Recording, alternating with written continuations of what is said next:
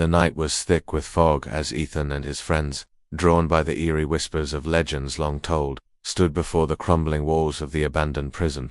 Once a dark monument to the forgotten, it now lay in ruins, its towering gates rusted and its windows shattered, like empty eyes staring into nothingness. The air was oppressive, thick with the stench of decay and the faint hum of something unseen.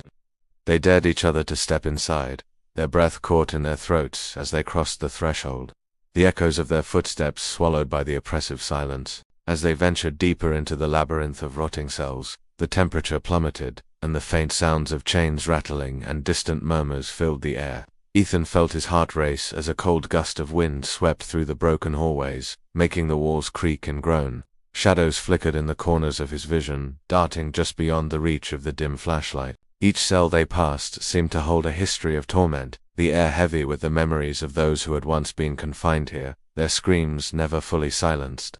In one of the darkest corners, a low growl sent chills down Ethan's spine, and he turned to see an apparition, its form twisted, pale, and dripping with the remnants of its earthly demise. The ghost reached for him, its fingers elongated and cold.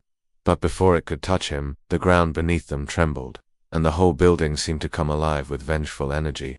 The walls pulsed, as though they were breathing, and the faint outlines of past prisoners' faces twisted and anguish appeared in every corner. Panic set in, and the group scrambled to find an exit, but the walls seemed to close in, trapping them in the bowels of the prison.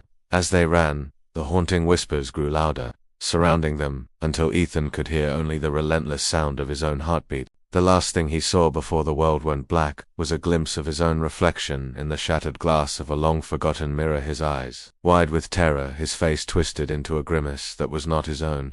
The spirits of the abandoned prison had claimed him,